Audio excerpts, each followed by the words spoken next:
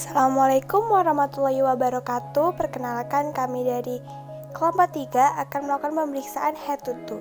Apa sih pemeriksaan head to toe itu? Pemeriksaan head to toe yaitu pemeriksaan peninjauan dari ujung rambut sampai kaki. Tujuannya untuk mengumpulkan data dasar kesehatan subjektif ataupun objektif, mengetahui riwayat kesehatan, mengidentifikasi diagnosa, dan membuat penilaian klinik. Nah, pemeriksaan fisik itu melalui 4 cara, yaitu inspeksi, palpasi, perkusi, dan auskultasi. Inspeksi yaitu dengan cara melihat atau pengamatan, palpasi dengan cara meraba, perkusi dengan cara mengetuk atau gerakan ringan, dan auskultasi mendengarkan dengan stetoskop. Langkah selanjutnya yaitu mempersiapkan alat, mencuci tangan, dan memakai handscoon. Mencuci tangan dengan 6 langkah, yaitu mulai dari punggung tangan, sela-sela tangan, kuku jari, sela-sela jari, semua jari-jari, dan semua telapak tangan dengan menggunakan alkohol atau sabun sampai bersih.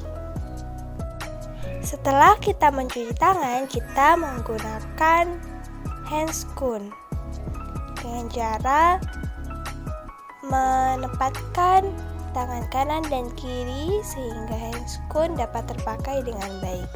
Jangan lupa ya, kita harus memperhatikan kesterilan dari handscoon tersebut. Selanjutnya kita menyiapkan alat, ada stetoskop, ada tensimeter, ada handscoon, ada bengkok, refleks hammer, pen light, dan lainnya. Pemeriksaan yang pertama yaitu pemeriksaan kepala dan leher. Sebelum memeriksa, kita harus menjelaskan kepada pasien maksud dan tujuan tindakan yang akan dilakukan. Menyiapkan alat, menyiapkan posisi pasien sebaiknya duduk dan kepala tegak lurus.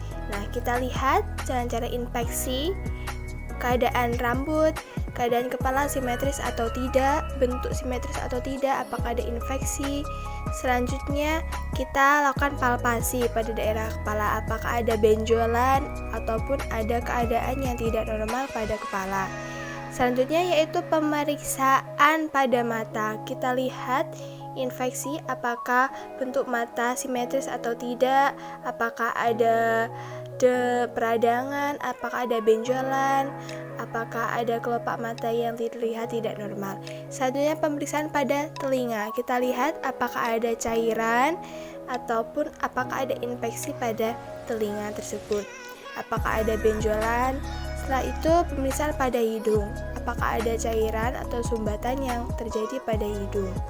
Selanjutnya pemeriksaan pada mulut, yaitu kita lihat apakah ada perdarahan, bagaimana bentuk mulut, berapa jumlah pada gigi, apakah ada infeksi di dalam mulut atau tidak. Pemeriksaan selanjutnya yaitu pemeriksaan integumen kulit dan kuku. Kita amati kebersihan kulit pasien, bagaimana tekstur kulit, bagaimana kelembapan serta kehangatan, dan juga pemeriksa kuku-kuku pada pasien, apakah ada kotoran atau bersih. Selanjutnya yaitu amati tekstur kulit dengan cara mencubit punggung tangan. Apabila kondisi normal, jika bekas jubitan kembali kurang dari 3 detik. Amati pengisian darah kapiler dengan cara menekan ujung jari. Kondisi normal jika warna kulit tidak kembali kurang 3 detik. Pemeriksaan selanjutnya yaitu pemeriksaan toraks. Kita jelaskan pada pasien maksud dan tujuan memeriksa toraks. Selanjutnya mempersiapkan alat serta memastikan lingkungan sekitar aman pada pasien.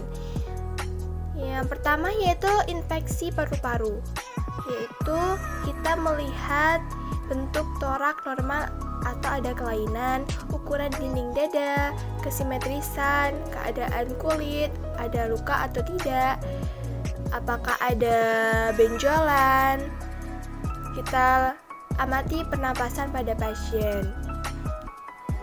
Kemudian kita lakukan auskultasi pada pasien untuk mendengarkan degupan jantung pada pasien, serta mendengarkan irama pernafasan pada pasien.